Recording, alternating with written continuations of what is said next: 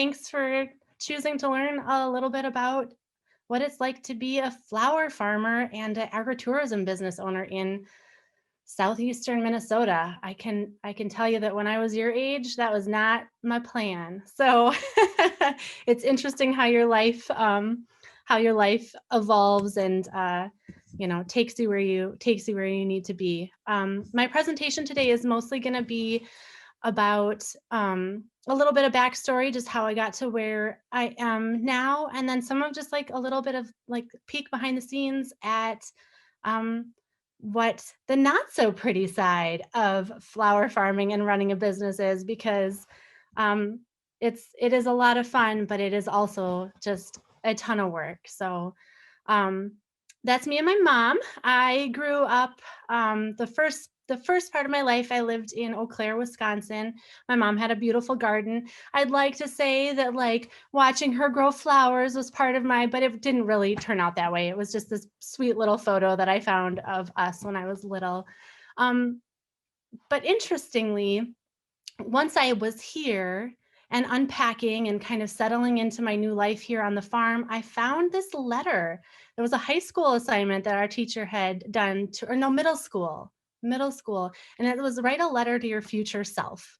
So as I'm digging through my boxes here at the farm and unpacking, I find this letter, right, that they mailed to us when we graduated from high school. And right there in the middle, it says, when I grow up, I want to be a farmer.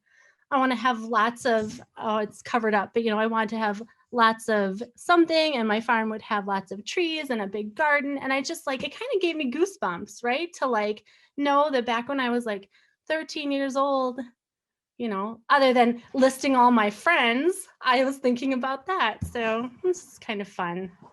Um, but yeah, so I went to school, college out east. I have a degree in photography and web design and marketing. And I brought those skill sets back to Minnesota and lived in the Twin Cities for a number of years, and it just wasn't clicking. I wasn't doing what I wanted to do. And again, there's something in me that was always interested in the land and in farming. And so this was my starter farm. This was a little 1 acre property that I found maybe in my early 20s. And I just did it. I just left the city. I was an hour away. So it wasn't like a big deal. I could still see my parents and my friends, but I loved it. You can't really see, but behind that giant tree was actually my neighbors. And they were another young family that were starting a CSA farm. They had about 6 little kids at the time. They were brand new into it. So it was this really amazing experience to also be experimenting and figuring out kind of living in the country versus living in the city, but then also watch a family do kind of what I wanted to do, right? Which was the ins and outs of navigating starting a business, and one in a CSA farm, which is what I do now. So once I knew that's what I wanted to do, I was there for about 2 years, 2.5 years maybe, when I started looking for my own piece of farming property. And I had been visiting the driftless region of Minnesota since I was a little girl. My dad had friends down here, so there was just something about this region that kind of called to me. And I kind of put out feelers for people and contacts that I still had down here. And this is what I found, this beautiful little piece of property right along the Highway 16 in the Root River Valley, kind of nestled between the towns of Rushford and Houston. First impressions. So the farm I'd lived at previously was all, it was a rental property. It was beautiful. It was maintained. I had help. I get out here and this is what I see. You could barely see the house over all of the weeds. And we really just spent the first couple years here just exploring what we had. I was still working full time. That's the little house in the background there is that upstairs window was my office. So I had my computer set up there and I would work 40 hours a week doing web design and graphic design and just kind of staring out the window and being like, this seems backwards to me. I kind of want to be out there, but I'm stuck in here. But we really were still just figuring out what to do. I started dabbling in farming. That was what I wanted to do. So while I'm working full time doing computer work, I'm also expanding my skills and trying different varieties, experimenting with what kind of soil I have and what grows well and what doesn't. And so for the first couple of years, I really was just growing for friends and family. Plenty of food for friends and family, and deer and raccoons and bunnies. But it was a lot of fun. Because I didn't have any formal education in farming, I took a class from the Land Stewardship Project, which is based, I think, out of Winona, but they have offices all over the place, because they offered a farm beginnings class. And what was really helpful about that class was it told you to pick an enterprise, regardless of whether or not it's like the direction you want to go. They were going to give you the tools and the skills to manage that one enterprise that then you could take into whatever other enterprises you want. So we picked hops. What we liked about hops was, at the time, it was very popular for the brewing industry. We had dabbled in home brewing ourselves. It was a crop that had a lot of work up front in the early part of the season in spring, but then really kind of took care of itself through fall when you had to work with it again. So like when you're thinking about your year, your farming year, having a crop that allows you to do all of the work during the summer with other things was really appealing. So this is about 1/3 of an acre of hops. They're perennial. It's a vine, comes back every year. It climbs 20 feet, 22 feet each season, and we have about 250 plants out there. So that was a big first project. So we're getting our feet wet. We're learning about farming businesses. I've grown veggies. We've got this hop yard. Let's start a business. I'm tired of working full-time on my computer. So here it is. That was my kiddo at the time. So let's start a business. Sounds really exciting and upbeat. And yeah, let's do it. But here's what it looks like really. What kind of business? Are you an LLC? Are you an S Corp? Are you going to have all the filings that you have to do? What kind of insurance? What permits do you need for having people on your farm? Those are the things. And then, like, what's the name of our farm? What's our branding for our farm? What's our logo for our farm? What are we going to grow? What do people want? Market research, like all of those things that, like, I mean, that's why it says year one, but we started in 2016. So that was about 4 years in planning and familiarizing ourselves with the land before we really were able and confident in starting this. So am I making money yet? No, sirree. Where do we start, right? So I had been growing starter plants, right, for our own farming veggies and friends and family. So that seemed like a really logical place to start. I already knew I had that skill set. I knew I was going to grow really healthy, strong plants for people, and I needed them for the farm too. So I just planted extra. That was my growing. That was it. I had an 8x6. Which is very, very small and not super bright, but that's where I did it all. I grew everything in that tiny little place with a space heater running at night to keep things from freezing. And we officially opened. 2016, we had all of this stuff, and we decided to start with a Mother's Day weekend plant sale. So, of course, friends and family came out and helped. And we had a wonderful time. We got to meet the community for the first time, really. And it was just kind of a nice, like, social gathering space. People have been driving by our farm for 5 years, and we were finally open, and people wanted to know who we were and what we were doing. So it was a really lovely way to introduce ourselves to the community, and also a really nice welcome from the community. We kept going throughout that first year just with sales at our farm stand. Again, our tagline for our farm is sustainability and community. So just having this outlet to meet with the community, hang out with my, at the time, 2.5-year-old, which really needed a lot of tending. You can't get a lot done with a 2.5-year-old, but you can bring out a slide and some toys and hang out with your community. Here's an example of kind of full season, middle of July, all the different things that we were doing and had available at the plant sale. The flowers sold out every week. I always had tomatoes and peppers left over, and we ate a lot of eggplants, but I never had any flowers. I'll talk more about this later, but this was when you're dealing with a hop yard, the product itself, the hops themselves aren't really viable until their third year. So at this point, this is still our second year with the hop yard, and we have a product that we can't sell, but we're realizing what a huge amount of work it is going to be to hand harvest these. Most hop yard operations are much larger in scale and mechanized, so they have, or they co-op with other farms and put all their hops together and bring them to a harvesting facility. So again, we're just kind of like, oh man, we're gonna have to figure out how to do this next year.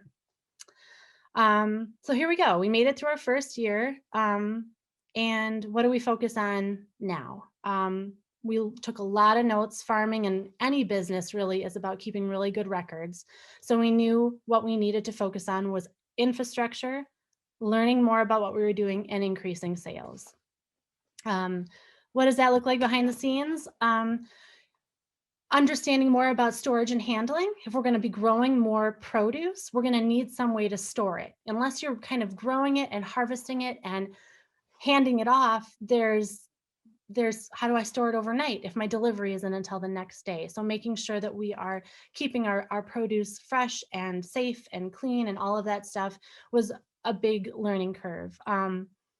Exploring new markets, so we've got, who are we going to sell this produce to? So reaching out to local grocery stores, farmers markets, just trying to figure it out. And then this year was expensive, mostly because of how much infrastructure we needed to invest in. And I think my next slides are about that. But yeah, education, right? I'm self-taught.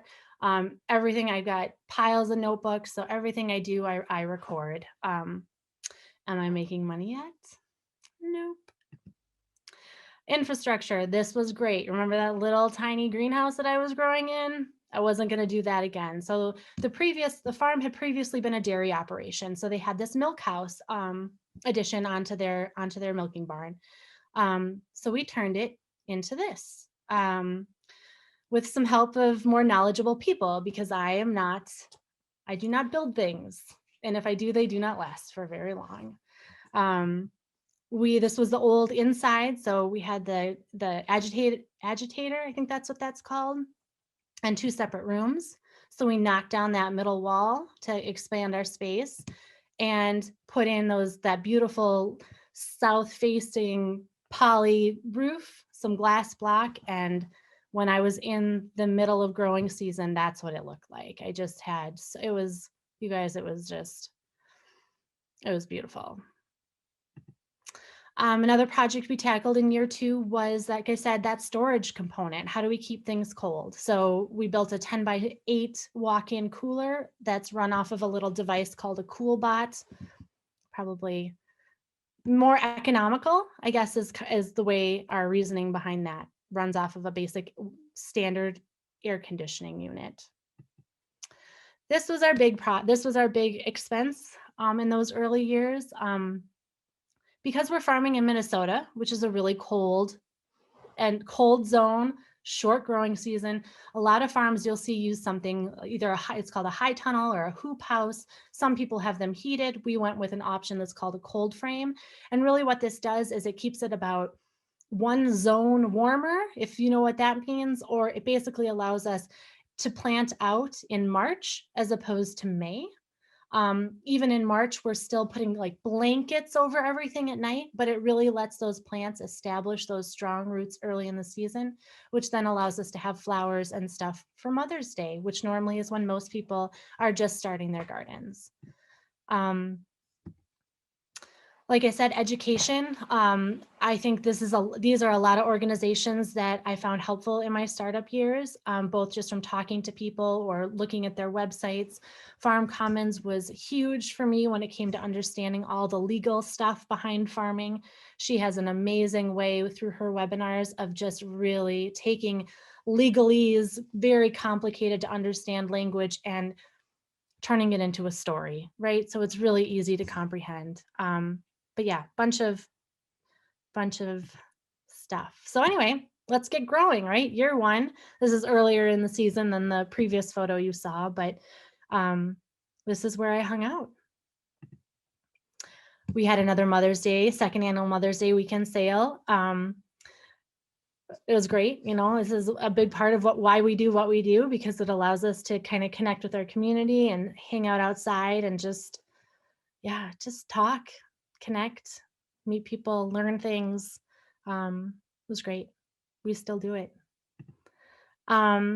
Remember how flowers were the one thing that was selling out the first year? So that's what I dabbled in this year. So I was like, I'm gonna just put in a test plot and do some research and see how it goes and see what I sell.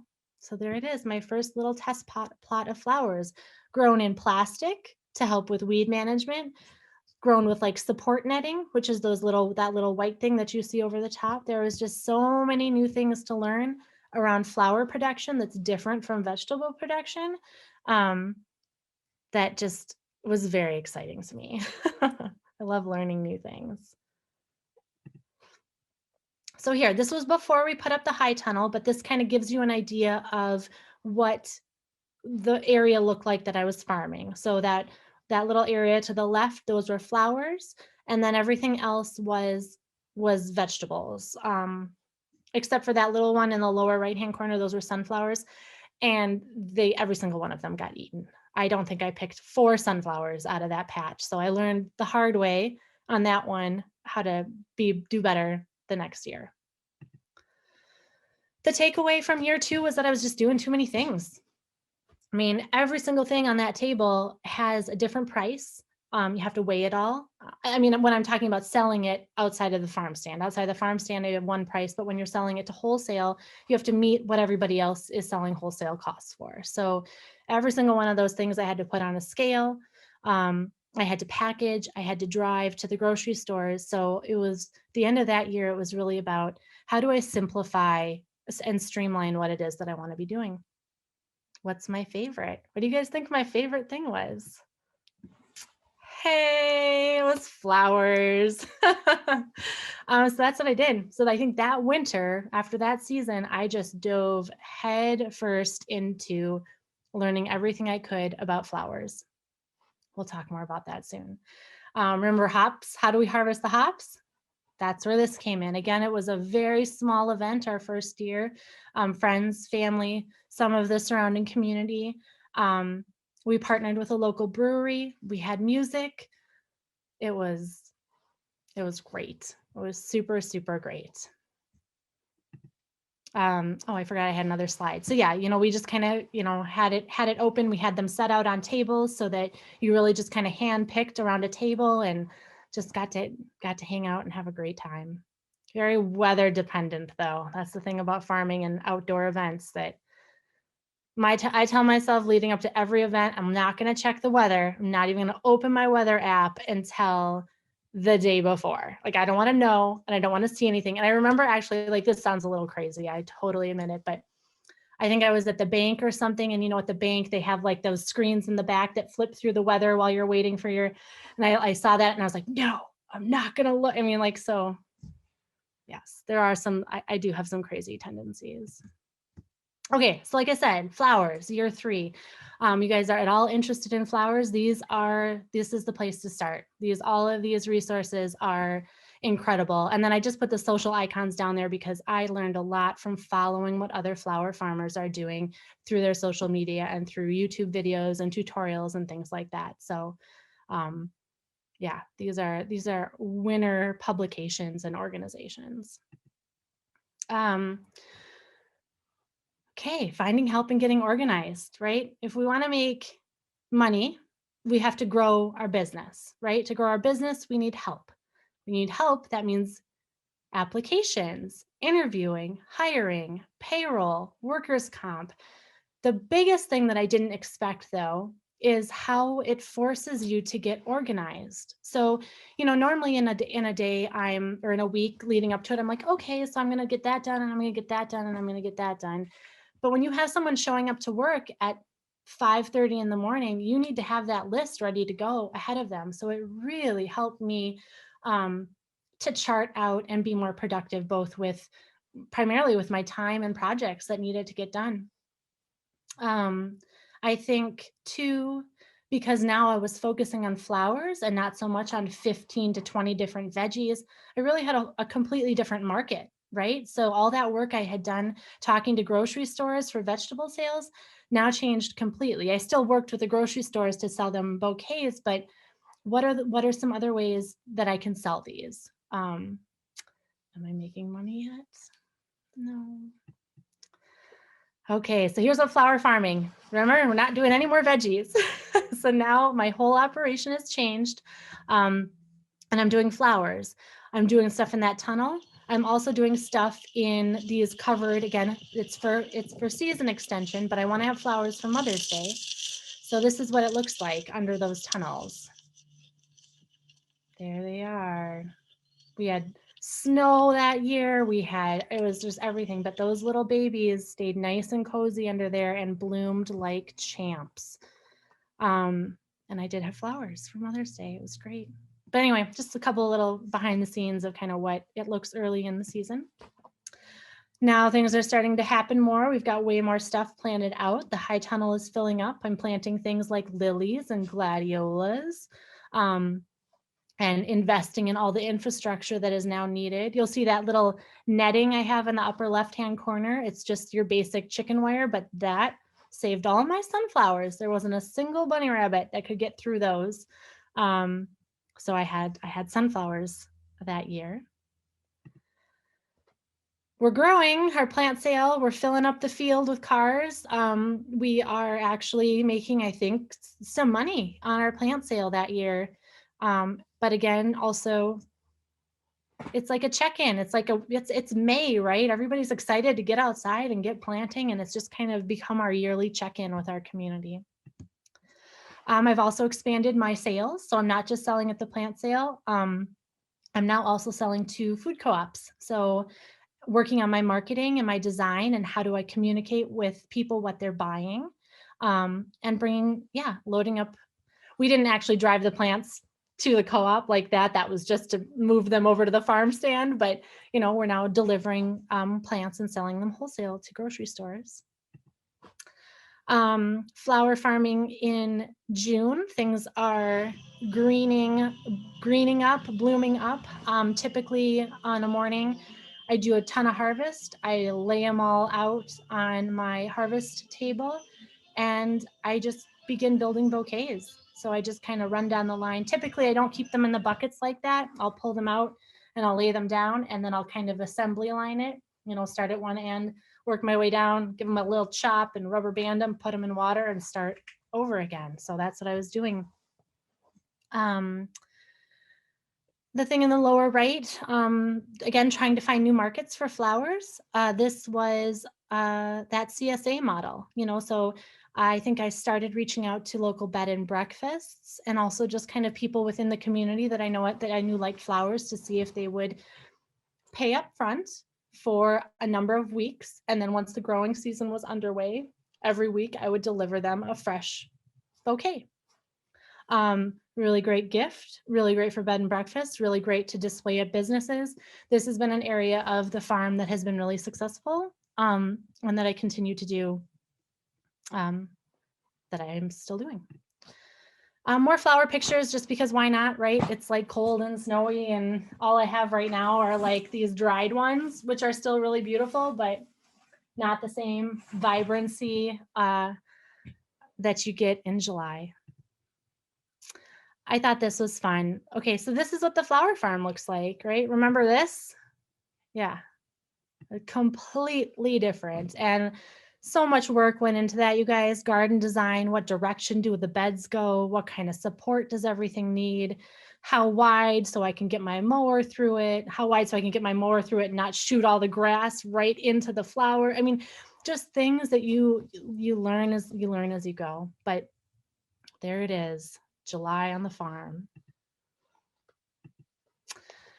Okay, so the other part of this is the agritourism. I mean, I could talk about flowers forever because honestly, you guys, there's so much more to it. You know, if you're looking at flowers, it's not just CSA, it's not just wholesale to grocery stores, it's weddings, it's events, it's each year I try and buy about 10 to 15 varieties that I've never grown before. And then I try and eliminate 5 or 6 that didn't really work for me last year. You know, so you're constantly changing both what you're doing and who your audience is. And, you know, if you guys have any questions ever about flowers, all my contact information is on the last slide. And you know, this is what I do. We're hoping once COVID is over to have some on-farm bouquet building workshops, doing wreaths in the fall, because again, that community aspect is really important to us. It's just staying strong through COVID until we can all get together again. But I definitely wanted to touch on the agritourism, which is really a very different business than flowers, like night and day, really. And I'm glad we're doing it. Each year, though, there's something that you're just like, oh my God, did I really forget to do that? You know, so there's some panic attacks that happen throughout this process. But really, if you think about it, so agritourism, right now you're bringing way more people onto your farm, you know, so the safety and capacity of your farm becomes something that you know, permitting and health inspectors and state regulations apply for, and building codes and all of that stuff that you can't just say, you know, we'll do this until hopefully nobody gets hurt. Like that's how you lose your business. That's how you lose your farm. That's how you lose everything that you've worked so hard for. So it's really important to do all of the behind the scenes research going into anything and make sure that you're doing it right. Get help with that for sure. Talk to someone who either has an agritourism business or talk to someone that has some experience that you can learn from. Um, yeah, and then you have all these people on the farm and it's just you. Like, who are your volunteers? How do you manage all of these people, right? How do you identify your volunteers in all these people? Our harvest festival, the first year from that photo, you know, we only had, you know, 40, 50 people. In 2019, we couldn't do it this past year, but in 2019 we had over 300 people here at the farm for our music festival. Um, so really, how do we feed those people? How do we get bathrooms for those people? We also offer camping. So what are the state regulations for campsites? Things like potable water and firewood. Do we want people to have fires wherever they want? Or do we want people to have a fire in a fire ring that we set up? So like all of these things. And then I think the first year we did it, so not the second year when we did camping, I was so dang tired at the end of the night. Music went until like 10:30, 11 o'clock. I was, you know, I had been running around like crazy all day. And then I realized that like, I don't have anybody to just kind of keep an eye on stuff when I want to go to bed, right? Like you don't think about those things until your like head is drooping and there's still people like on your property, having a party, doing all this stuff. And I'm just like, next year, somebody else is going to stay awake all night long. So anyway, there's just, yeah, parking, signage, you know, do you have emergency personnel if somebody gets hurt, like all of the things, and then cleanup. There is nothing worse than putting all that work into it and waking up the next day and not having a team of people there to help you with the aftermath.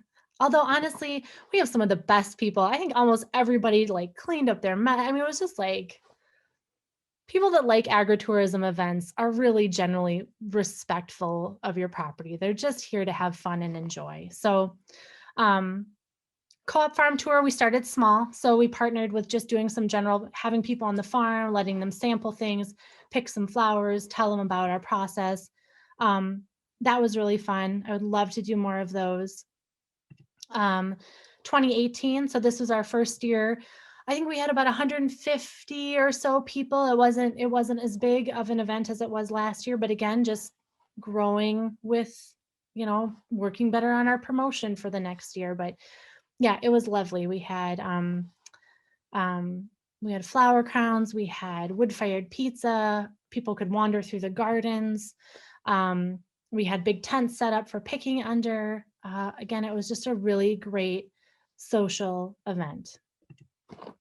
And then it grew. right? So like I said, in 2019, um, over 350 people here. We expanded to offer like a vendors fair too. We had more food offerings. We partnered with more breweries and like a kombucha place and soda and you guys, it was just amazing. It was just amazing. Okay, so we're at the end here. Year 5, figuring out what works. So like we're always going to change, we're always going to be doing new things, adding things, subtracting things. But once you figure out like where your passions are, um, it kind of carries you. Now, that's not to say that you aren't also doing all of the no fun things, right? But you know why you're doing them, as opposed to being like, gosh, am I really doing this? Is anybody going to show up? Is this even going to work? There's all of those things that you're constantly asking yourself as you're trying something new. But really, this is a page, and I could have added more. This is a page of everything I do. This is my job, right? I don't just harvest the flowers and build bouquets and put them out in the world, right? It's way more than that. But I love it. So that's why I do it. And yes, finally, year 5 and beyond, I finally feel like we're making money and we're headed in the right direction. So yeah, I think that's all. I think that was kind of where I was at. Yeah, this is me. Look, me, little baby Sarah, again, in her mom's zinnia patch. So if you want to learn more about the farm, I've got a website out there. Give us a follow on Instagram. I think I'm more active on that than I am on Facebook. And yeah, if you guys are ever interested in connecting, touring the farm, summer job, job shadowing, any of that stuff, I am this is a big reason why I do what I do, is kind of connecting people to an agricultural experience and being an example of other opportunities and other things that you can do with your land. Um, yeah, figuring out your dream and trying to go on with it. So